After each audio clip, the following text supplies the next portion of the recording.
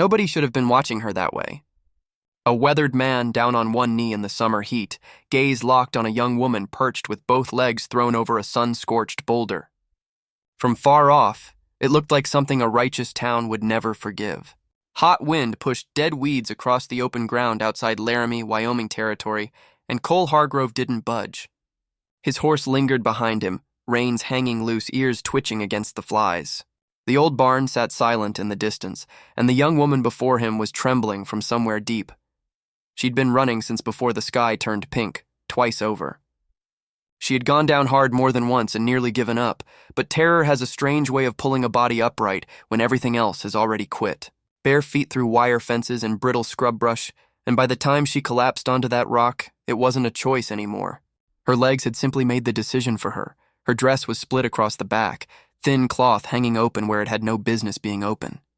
One knee had swollen dark, the skin raw and scraped clean, her bare feet caked with pale dust. She tried to gather the fabric around herself, but her fingers kept shaking too bad to manage it. Cole stayed where he was. Gave her room, let the silence do what words couldn't. He had seen damage before. The war had given him a thorough education in what one man could do to another, and what silence could build when decent men chose to look the other direction. But this felt different, quieter, colder in a way fire couldn't fix. The young woman swallowed hard. Her eyes flicked toward him once, then away again fast. She had that look people get when they've learned to brace themselves around strangers, like whatever came next would be something they'd have to survive. Cole peeled off his coat slowly and extended it toward her, not stepping any closer. "Ma'am," he said, voice low and unhurried, "nothing bad is going to happen to you right now." She hesitated. Then, with a sharp, desperate motion, she turned just enough to let him see what was along her side and back. The bruises ran deep, dark, old and new both. Her voice barely made it out. "See for yourself," Cole looked. And everything inside him shifted. Not anything improper. Not fascination. Something closer to recognition. The kind a field surgeon learns to carry like a stone in his chest. These weren't the marks of a fall. These were a record.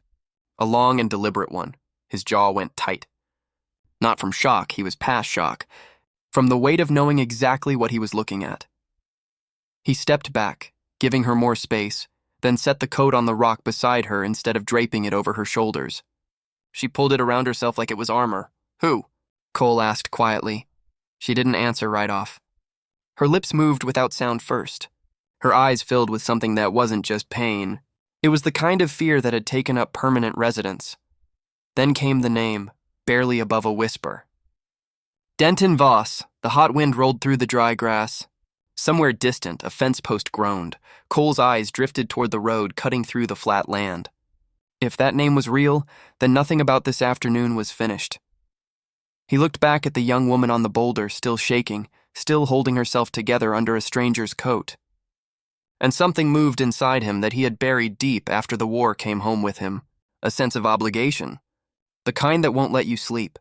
Because if what he'd seen was real, somebody was already coming, and they wouldn't come asking nicely. The question wasn't whether she was telling the truth. The question was this. When that man showed up to drag her back, would Cole step aside like every other person in her life already had? Or would he finally plant himself on the right side of something and refuse to move? Cole didn't press her. Men who pushed too fast were usually hiding something. He walked to the well instead, drew water into a tin cup and set it down halfway between them. Close enough for her to reach without coming to him. She took it. Both hands wrapped around it tight, water running down her chin. She didn't seem to notice. That told him plenty. Ruth Calloway came riding in not long after, moving slow the way she always did, like the land itself had taught her patience. Her eyes were quick and sharp, taking in the young woman and then Cole in one single sweep. She didn't waste words on questions that didn't need asking. "Inside," she said simply. Cole stayed near the door while Ruth guided the girl into the cool shadow of the barn. He heard low voices for a while. Then silence. Then one brief, muffled sob that stopped itself short. The ones with the most left inside them cried fast and then squared their shoulders. Ruth came back out a few minutes later, drying her hands on her apron. "It's real bad," she said. Cole didn't ask for more. He could already fill in what she meant. Ruth dropped her voice further. Wasn't an accident. And it wasn't the first time either. Cole exhaled through his nose. He'd heard sentences shaped just like that one before. Different geography, different names, same story underneath. Inside, the young woman, Clara was what she finally offered, sat curled inside his coat like she was trying to take up less room in the world. Cole crouched near the entrance, far enough away not to crowd her. "You got people somewhere else?" he asked. "Family outside this county?" She shook her head slowly. "Married," she said. The word came out flat, like it explained everything and nothing. Cole didn't react fast. He sat with it a moment. "Your husband the one who did this?" Another shake. Then the quietest voice he'd heard in a long time. "He don't stop it." That landed harder than a fist would have. Cole leaned back a little, breathed, then asked again for the name. Denton Voss. He knew it. Anybody who'd spent time within a half-day's ride of Laramie knew it. Not the kind of name that came with a reputation worth having, the kind folks avoided mentioning in mixed company. Ruth crossed her arms. "That whole family's been rotten since before the boy was grown?" Clara looked at the floor. "He told me if I left, he'd say I robbed him. Said not a soul would take my word over his." Cole let a quiet, tired sort of smile cross his face. "Men like that always figure they're the only one who gets to tell the story," he said. He rose up to his full height, brushed the dust from his vest. "Let's see how his version holds up in front of the sheriff." Clara looked up fast, alarm crossing her face. "He'll ride after me." Cole glanced out at the long, flat land baking under the afternoon sun. Something shifted at the far edge of the road. Heat shimmer, maybe. Or maybe not. "Yeah," Cole said plainly. "He will." He rested one hand near his holster. Not drawing, just reminding himself it was there. Some stories didn't stay buried. They rode in. 3 riders came into view, slow and deliberate. No skulking, no rushing, just a straight approach down that dusty road, like men who expected the world to get out of their way. They had followed the trail. Bare footprints in dry dirt don't disappear quickly. Cole stood in the middle of the yard, one hand loose near his gun, the other hanging easy at his side. He didn't call out. Men arriving like this weren't coming for conversation. Behind him, inside the barn, Clara went completely still. Ruth leaned close to her, murmuring something steady and quiet. Cole kept his eyes on the road. The lead rider came into full view. Tall, long, sitting that horse like he'd been assembled on top of it. Denton Voss.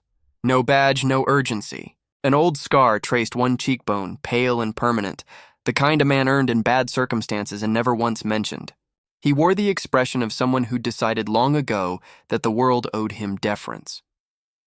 The other 2 fanned out slightly as they closed the distance. Not clever men, but obedient ones. Voss brought his horse to a stop several yards short. Didn't dismount. Didn't need to establish dominance any other way. "You've got property on this land that belongs to my kin," he said. His voice was even. That was the unsettling part. Cole didn't step forward. "Only thing on this land," he said, "is what decided to stay here." Voss gave a thin smile. "Girl's married. I suspect you understand how that works." Cole tilted his head slightly. "Funny thing, marriage don't usually leave marks like the ones I saw." One of the riders behind Voss snorted. "Wrong decision." Voss didn't turn, but the sound died immediately. Voss leaned forward in the saddle. "You don't know the full picture," he said. Cole nodded once. "You're probably right," he agreed. "So let's go into town and tell it to somebody who can sort it out properly." Something flickered across Voss's face. Barely anything, but it was there. "No reason to drag the town into a family matter," he said. Inside the barn, a boot shifted on the wood floor. Clara was still listening. Cole took one slow step sideways, positioning himself squarely between the riders and the barn door. "Then I'd suggest you turn those horses around," he said, "before this gets considerably louder than you came prepared for." Voss studied him now, taking real stock of him. An older man, hands relaxed, eyes steady, with no fear worth mentioning. That bothered him more than a drawn weapon would have. Without a word from Voss, one of the hired men dropped off his horse and started moving toward the barn at a quick stride. Cole moved first. Not explosive, precise. He grabbed the handle of a long-handled shovel leaning against the fence post and brought it down in a sharp arc. Caught the man clean across the wrist. metal on bone. The knife hit the dirt. The second man came in from the right. Cole turned into it, took the blow across his shoulder, then drove his elbow back with enough force to send the man stumbling hard into the water trough. The pain lit up his arm sharp enough to remind him his body wasn't what it was at 20. Water sprayed up. The horse sidestepped. Dust billowed. Voss didn't move. He watched. He was the kind of man who used other men up first and only committed himself when the math looked right. Then, deliberately and without hurry, he let his hand settle onto the grip of his gun. Cole saw it. He didn't draw his own, because the instant that happened, there was nothing left to talk about. And somewhere just behind him, a young woman was barely breathing, waiting to see what kind of man Cole Hargrove actually turned out to be when things went to the edge. So the question wasn't whether Voss would draw. The question was whether Cole would act first or wait one moment too long. Cole didn't pull the trigger, not yet. His hand stayed near the iron, but his eyes stayed fixed on Voss. Men like Denton Voss were built for exactly this kind of standoff. They needed the other man to flinch first. It justified everything that came after. Cole had watched that game get played out across 2 years of war. Young men with fast hands and clean consciences who thought speed made them righteous. It hadn't. It just meant they finished being wrong a little sooner. Voss let the silence stretch. Then, slowly, his hand came back off the grip. Just an inch. Not retreat. An invitation to believe it was over. "You're turning a small thing into something it doesn't have to be," he said. Cole let out a quiet breath through his nose. "You're the one who made it this size," he answered. Behind him, Clara shifted again. That small sound said everything. Voss heard it. His eyes tracked toward the barn doorway. And there it was, plain as sunburn that need to own. Not land, not horses, people. "My brother's wife belongs home," Voss said, his voice a degree tighter now. Cole nodded once. "Your brother isn't here," he said.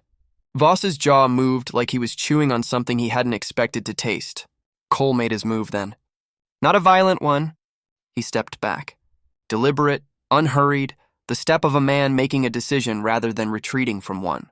"Here's how this goes," he said. "We all ride to Laramie. You bring your brother. Clara speaks her piece to the sheriff. The law handles what comes next." One of the men on the ground groaned, clutching his wrist. The other stayed put beside the trough, dripping, not eager to try anything else. Voss looked at them both. Then back at Cole. He didn't like what the numbers said. Not in daylight. Not with a witness like Ruth Calloway already standing in the barn doorway with her arms folded. "Fine," Voss said at last. The word came out wrong. Not like agreement. Like a man who had just decided to change the battlefield. Cole caught that. So did Ruth. Clara's grip tightened on the coat wrapped around her, but she said nothing. They moved quickly after that. Horses turned. Dust lifted and rolled. Cole kept Voss in his line of sight the entire way. Men of that breed didn't accept defeat. They simply relocated it. The ride into town was long enough for a fabricated story to pick up speed and find its footing. And by the time Laramie's main street came into view, something already felt wrong about the air. Too still. Too arranged. Voss didn't look like a man riding into uncertainty anymore. He looked like a man arriving somewhere he'd already been. At the sheriff's office, sitting on the bench outside with his hat turning slow circles in his hands and his eyes on the ground, was a man Cole didn't recognize, but Clara clearly did. Her entire body went rigid. Her husband. Already there. Already waiting. This hadn't been a chase at all. Voss had never been behind her. He'd been in front of her the whole time. Which meant the story already being told inside that office wasn't Clara's story. Someone else had gotten there first and planted the version they needed. The question now was the hardest kind. When a lie gets told first in a town where everyone already knows the family's name, how do you pull the truth back up before it gets buried under the weight of it? The inside of the sheriff's office was close and warm. The kind of room where words stayed and settled. Eli sat in the corner, eyes down, hands moving restless in his lap. He looked like a man rehearsing something he wasn't sure he believed anymore. He glanced once at Voss, then stared back at the floor. Clara nearly came undone right there. Not from pain. From watching the truth get crowded out before she even had a chance to speak it. Cole didn't raise his voice. Didn't slam anything down on the desk. He'd learned a long time ago that the loudest man in the room rarely had the most to say. He spoke plain, clean, factual, what he had seen when he found her. what condition she was in, what Ruth Calloway had observed and could testify to without hesitation. He laid it out piece by piece like a man building something that needed to stand on its own. Sheriff Aldridge listened the way a good lawman listens, not for what he wanted to hear, but for what didn't fit. And Eli, sitting there in that corner with the weight of however many silent years pressing down on him, started to crack. Not all the way. Not clean or easy. But enough. His voice came out rough and cracked when it finally came, and in it was something a fabricated story never carries convincingly. Exhaustion.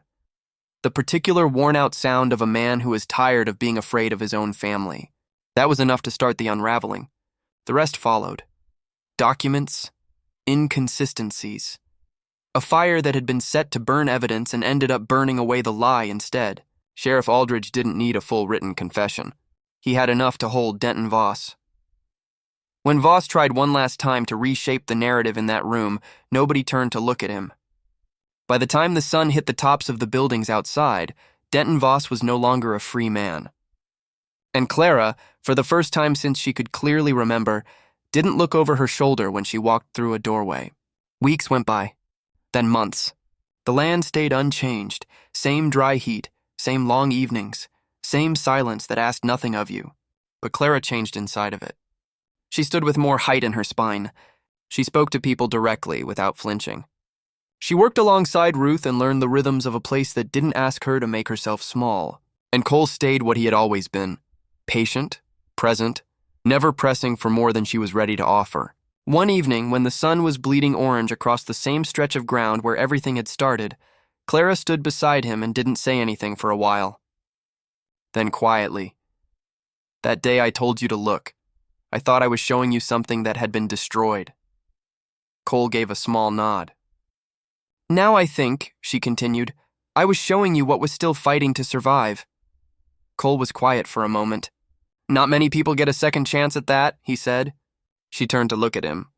Not with fear, not with hesitation, just with the plain and steady eyes of someone who had earned the right to make her own choices. She didn't reach for his hand right away. She just stood there next to him, present and unafraid. And for the first time, that was more than enough. No urgency. No debt owed. Just a choice made freely. And maybe that's the part worth holding on to. Not who rides in to help, but who stays long enough to let you find your own footing again. Now I'll be straight with you. Stories like this one don't arrive wrapped up neat and clean. They get gathered and remembered and shaped sometimes so the lesson can be seen through the dust. The images you're looking at are created to help you feel it, not just follow it. If this isn't your kind of story, no hard feelings. Go rest, take care of yourself, and we'll cross paths some other time. But if it stuck with you, even for just a minute, then sit with it a little longer. Tell me where you're listening from and what the time is wherever you are. I genuinely like knowing who's out there on the other end of these stories. And ask yourself this. If you had been standing in that yard when those riders came down the road, which way would you have gone? If this one meant something to you, go ahead and like it and subscribe. There's plenty more worth telling. And I'll be right here when you're ready for the next one. You said, if I send you the story in parts, can you create realistic human scene image prompts for each scene?